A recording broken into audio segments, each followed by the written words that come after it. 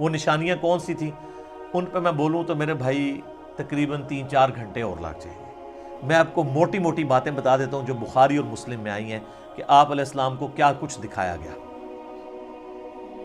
Number 1، start ہوا شق الصدر سے، آپ علیہ السلام کا سینہ چاک کیا گیا، بخاری مسلم میں آتا ہے، اور جنت سے سونے کا تشت لا کے آب زمزم کا پانی ڈال کے جبرائیل علیہ السلام نے نبی علیہ السلام کا دل جو ہے وہ دھویا۔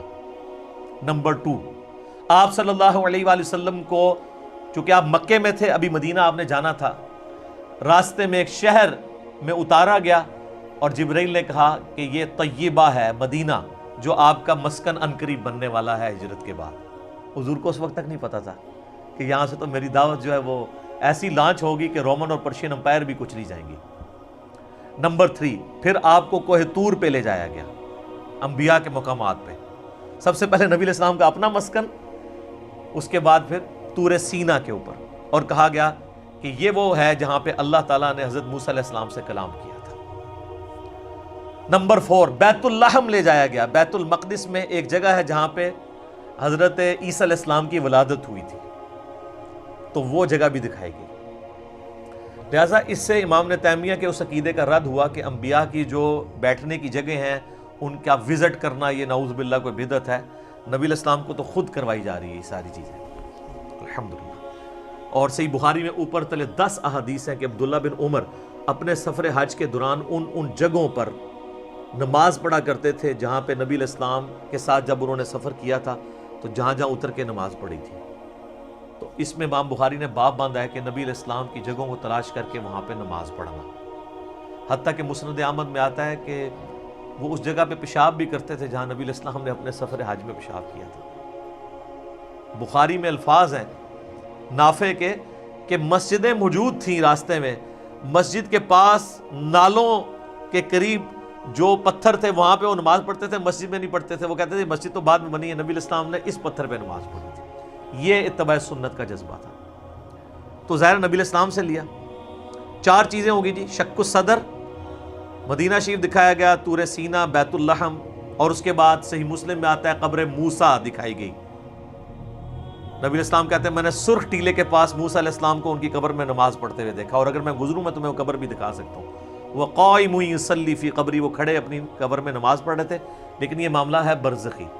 حیات انبیاء کے اوپر یہ ثبوت ہے لیکن برزخی معاملہ۔ اس کے بعد آپ صلی اللہ علیہ وآلہ وسلم کو بیت المقدس میں انبیاء کی امامت کروائی گئی، 1 لاکھ کے قریب پیغمبروں کو جمع کیا گیا، اور جبرائیل علیہ السلام نے کہا کہ آپ ان کی امامت کروائیں۔ یہ صحیح مسلم میں آتا ہے۔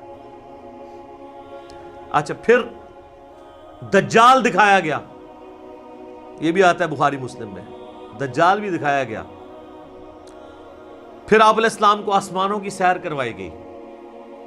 پہلے آسمان پہ آدم علیہ السلام سے ملاقات ہوئی، دوسرے پہ حضرت یحییٰ اور عیسیٰ سے، تیسرے پہ یوسف علیہ السلام سے، چوتھے پہ ادریس علیہ السلام سے، 5ویں پہ ہارون علیہ السلام سے، 6ٹھے پہ موسیٰ علیہ السلام سے، اور 7ویں پہ ہمارے جد امجد سیدنا ابراہیم خلیل اللہ علی نبینا وعلیہ الصلوۃ والسلام سے ملاقات ہوئی۔ اس کے بعد آپ علیہ السلام کو جنت اور دوزخ بھی دکھائی گئی، ٹائم میں ٹریول کروا کے جو مستقبل کا وقت تھا وہ پہلے دکھا دیا گیا۔ لوگ کہتے ہیں ابھی تو لوگ دوزخ اور جنت میں پہنچے نہیں، تو حضور نے کیا دیکھا؟ بھئی اللہ نے وقت۔ اور آپ یہ دیکھ لیں یہ سب کچھ منظر کتنے زمانے میں طے ہوا ہوگا، لیکن ایک رات میں سب کچھ ہو گیا۔ صرف بیت المقدس اور خانہ کعبے کے درمیان جو فاصلہ ہے اس زمانے میں 40 دن کی مسافت تھی، وہی نہیں طے ہو سکتی تھی۔ اللہ اکبر۔ اسی لیے تو وہ آتا ہے نا المعجم الکبیر طبرانی کے اندر، اور دلائل النبوہ امام بیہقی کی کتاب کے اندر، اور کئی کتابوں کے اندر، کہ لوگوں نے آ کے حضرت ابوبکر کو کہا نا کہ تمہارا ساتھی تو یہ کہہ رہا ہے کافروں نے چھیڑنے کے لیے، اور انہوں نے کہا اگر وہ کہہ رہے ہیں تو میں تصدیق کرتا ہوں۔ تو اسی پر آپ کا لقب صدیق رکھا گیا کہ آپ علیہ السلام کی تصدیق کرنے والے۔ اس کے بعد بیت المعمور دکھایا گیا، بخاری مسلم میں آتا ہے 7ویں آسمان کے اوپر اسی خانہ کعبہ کی سیدھ میں ایک گھر ہے جس کا طواف فرشتے کرتے ہیں، بیت المعمور، وہ دکھایا گیا۔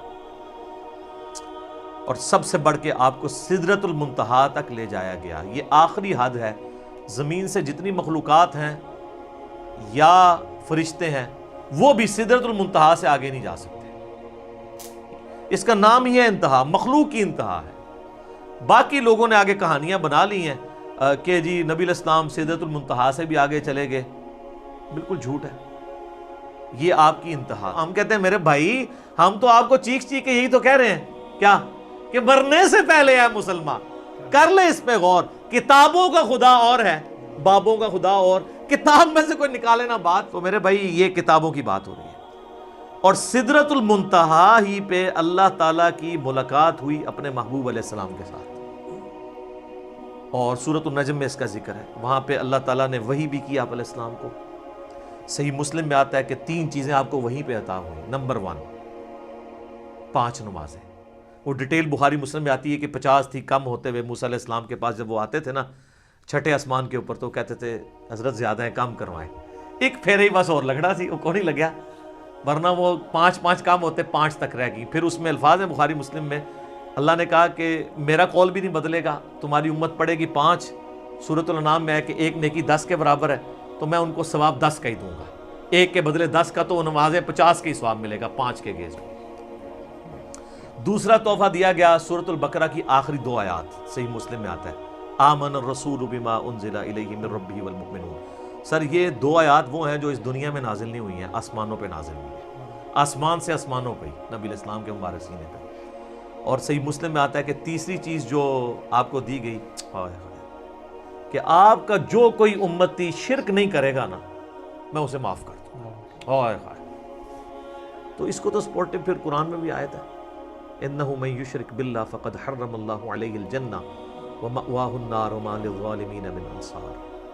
بے شک جو کوئی اللہ کے ساتھ شرک کرے گا اللہ اس گناہ کو کبھی معاف نہیں کرے گا، اس پہ جنت حرام ہے، اس کا ٹھکانہ دوزخ ہے اور وہاں اس کا کوئی مددگار نہیں ہوگا. حتیٰ کہ بخاری مسلم کی حدیث ہے کہ اللہ نے ہر نبی کو کوئی نہ کوئی دعا دی تھی، اس نے اس دنیا میں ہی دعا کر لی. حضرت نوح نے دعا کی، اس کی وجہ سے ان کی قوم ہلاک ہوگی. میں نے اپنی دعا چھپا کے رکھی ہے قیامت کے دن کے لیے.